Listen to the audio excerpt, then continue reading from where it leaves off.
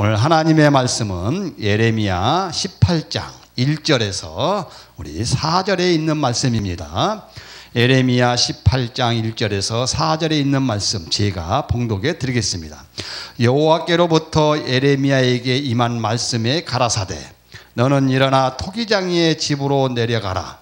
내가 거기서 내 말을 내게 들리리라 하시기로 내가 토기장이의 집으로 내려가서 본즉 그가 농로로 일을 하는데 진흙으로 만든 그릇이 토기장이의 손에서 파상하며 그가 그것으로 자기 의견에 선한 대로 다른 그릇을 만들더라. 아멘. 세계로 열린 선교 방송을 시청하시고 계시는 시청자 여러분, 평안하셨습니까? 이렇게 오랫도록 있다가 또 만나뵙게 되니 개인적으로는 반갑습니다. 오늘 본문에 의하면 하나님께서는 선지자 예레미야에게 어떤 교훈을 가르쳐 주기 위하여 토기장이의 집으로 가보라고 하나님께서 예레미야에게 명령하시는 대목입니다. 예레미야가 토기장이의 집으로 가보니 한 토기장이가 진흙을 농로 위에 올려놓고 그릇을 만들고 있는 모습을 보게 됩니다. 그런데 이 토기장이는 그릇을 한참 만들다가 마음에 들지 않으면 그것을 깨버리고 또다시 그릇을 만들기를 계속 되풀이하고 있는 장면을 목격하게 되지요. 그 모습을 지켜보던 예레미야에게 하나님의 말씀이 임하여서 명령하시는 말씀이 오늘 본문의 말씀인 것입니다. 토기장이와 질그릇을 통하여 하나님께서 예레미야에게 주고자 했던 교훈이 있었습니다. 또한 이 말씀에 비추어 오늘 우리에게 주시는 교훈은 무엇인가를 말씀을 통해서 한번 생각해 보고자 합니다. 본문은 우리에게 하나님의 절대적인 주권자이심을 잘 교훈하고 있는 말씀인 것이죠. 토기장이가 진흙에 대하여 절대 주권을 가지고 있듯이 창조주 하나님께서는 모든 것이 절대적인 주권자이심을 잘 나타내주고 있는 말씀입니다. 하나님은 만국을 흥하게도 하시고 다시 멸하게도 하신다는 말씀이기도 합니다. 어떻게 보면 이 말씀은 모든 것이 하나님의 주권이요 하나님의 손안에 있으니 너희는 하나님의 말씀대로 행하여 잘 따르라고 하는 메시지이기도 합니다. 로마서 9장 20절에 보면 이 사람아 내가 네 귀에 감히 하나님을 힐문하느뇨 지음을 받은 물건이 지은 자에게 어찌 나를 이같이 만들었느냐라고 말할 수 있겠느냐라고 하는 말씀인 것입니다. 진흙에 대하여 토기장이가 절대주권을 가지는 것이 당연한 것처럼 모든 만물의 창조주시며 우주의 주인이신 하나님이 모든 피조물에 대하여 절대적인 주권을 행사하시는 것은 지극히 당연하고 정당함을 믿으시기 바라겠습니다. 그렇다면 세계로 열린 선교 방송을 시청하고 계시는 성도 여러분, 오늘 우리는 이런 하나님의 주권에 대하여 어떻게 해야 한다라고 여러분은 생각하고 계십니까? 피조물인 우리는 하나님의 주권에 절대적으로 굴복하고 순종해야 한다고 하는 것은 더 이상 말하지 않아도 잘 알고 있을 줄로 믿습니다.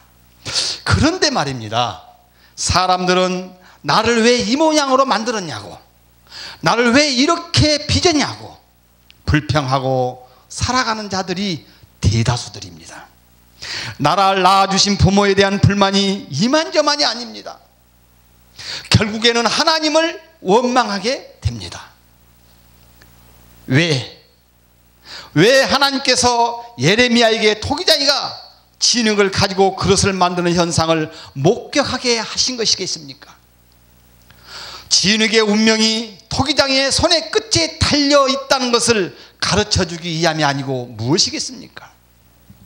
그러니 나 역시 하나님께서 나를 이렇게 만드셨는데 나 역시도 하나님의 손에 달려있다고 하는 사실을 단면적으로 보여주기 위한 말씀이기도 합니다.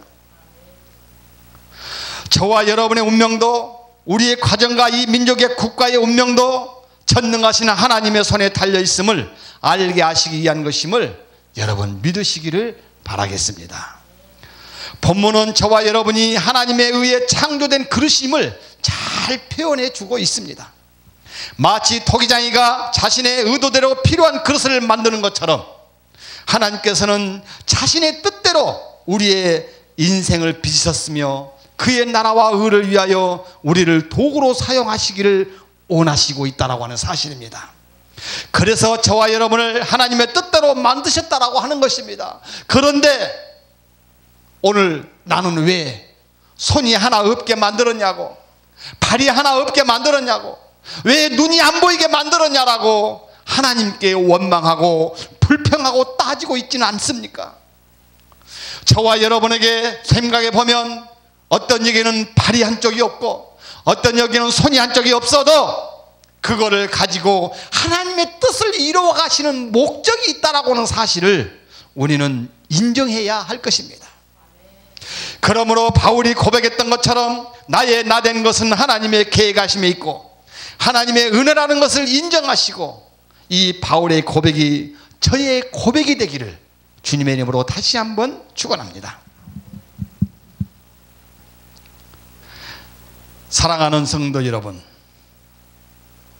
그럼에도 불구하고 만약 우리가 우리의 교만과 죄악 때문에, 우리의 나태함과 게으름 때문에, 아직도 변화되지 못한 이 성품 때문에 주님께서 원하시는 일을 감당하지 못하고 있다고 한다면 그분은 우리의 그릇을 과감하게 깨트려 버리고 다시 새로운 그릇으로 만드실 것입니다. 하나님께서는 욕심의 성품을 가진 야곱의 그릇을 깨트려서 이스라엘이라고 하는 그릇을 만드셨습니다. 시몬의 그릇을 깨트려서 베드로의 그릇으로 만드셨던 하나님, 그 하나님은 저 역시도 잘못되어져 빚어졌다라고 불평하고 원망하고 내 속에 있는 이 쓴뿌리가, 내 속에 있는 이 고집과 내 속에 있는 사상이 하나님을 앞서가는 그릇으로 만들어졌다고 한다면 하나님은 나를 과감하게 깨트려 버리실 것입니다. 그러므로 오늘 우리들은 날마다 순간마다 주님께서 쓰시기에 합당한 그릇으로 우리는 새롭게 빚어져야 할 것입니다. 그런데 만약 우리가 우리의 그릇이 온갖 더러움과 오물로 얼룩져 있다면, 또한 교만과 이기심과 세상적으로 탐심으로 가득 차 있다면 우리는 그분이 새로운 그릇으로 만들 수 있도록 우리의 옛 그릇을 과감하게 깨트려 버리실 것입니다. 혹시라도 여러분 가운데 도자기를 만드는 공장에 견학을 가본 적이 있으십니까? 아마 있으시다면 하나님이 토기장이신 것을 잘 이해하실 수 있으리라 믿습니다. 먼저 토기장이는 좋은 진흙을 구하여 적당한 물에 섞여 열심히 반죽을 합니다. 때로는 진흙덩이를 바닥에 치기도 하고 손으로 주물러서 그 진흙이 골고루 반죽되게 만듭니다. 어느 정도 반죽이 되면 그것을 농로에 올려놓고 뺑뺑이를 돌려가면서 자기가 원하는 그릇으로 잘 빚어 만들어 가지요. 그런데 이 만들어가는 과정에 자기가 뜻대로 되지 아니하면 그 만들어진 그 농로에 올려진 진흙의 그릇은 과감하게 무너뜨리고 부서뜨리는 것입니다. 내가 보기에는 잘 만들어진 것 같은데, 내가 보기에는 저 정도면 훌륭한 것 같은데, 그러나 토기장이가 보기에 마음에 들지 아니하면 그 그릇은 과감하게 짓물겨지고 다시 빚어지게 된다고 하는 사실입니다. 그런대로 그릇의 모양이 잘 나타나면 이제는 그것을 1000도가 넘는 뜨거운 불 속에 넣고 굽기 시작합니다. 그리고 그것에다가 유약을 칠하여 다시 구우면 비로소 토기장이가 원하는 그릇이 나오게 되는 것이죠. 저와 여러분, 이와 같은 과정을 거쳐서 만들었다고 하는 사실을 한번 생각해 보시기 바랍니다. 이와 같이 하나님의 쓰시기에 합당한 그릇이 되지 못하게 하는 나의 습관들이 그릇의 도구로 쓰지 못하게 한다면 하나님은 나의 그 나쁜 습관을 태우기 위해서 나를 불구덩이에 다시 넣고 태우시고 다시 짓밟으시고 다시 깨뜨려서 다시 새롭게 태어나는 양성민으로 만든 것처럼 저와 여러분도 그렇게 다져간다라고 하는 것입니다. 내가 왜 지금 이 순간에 고통받고 어렵고 힘들고 아프다고 생각하십니까? 내가 아직도 다져지지 못하는 그릇으로 지금 남아있지는 않습니까? 그렇다고 한다면 토기장이신 하나님의 그 쾌가심을 한번 생각해 보시기 바랍니다. 때로는 내 인생살이 살아가는데 어지럽고 마음 아프고 가슴이 울렁거립니다. 이것은 나를 아직도 뺑뺑이 돌리고 있다고 하는 사실이에요. 여러분, 왜 하나님께서는 우리를 이렇게 연단하신다라고 생각하십니까? 앞서 말씀드렸던 것처럼 토기장이가 잘못된 그릇을 던져서 깨어버리는 것처럼 왜 우리를 파멸에 던져버려야 하는 것이냐 이것입니다. 하나님은 나를 더욱더 좋은 그릇으로 쓰시기 위하여 만들기 위한 과정이라고 하는 사실을 잊지 마시기 바랍니다. 구약에 등장하는 욥을 한번 생각해 봅시다. 그는 혹독한 시련과 환난을 통하여서 오히려 위대한 신앙을 고백하게 합니다. 욥기 23장 10절에 욥의 고백이 이렇게 나옵니다. 나의 가는 길은 오직 그가 아시나니 그가 나를 단련하신 후에는 내가 점금같이 나오리라.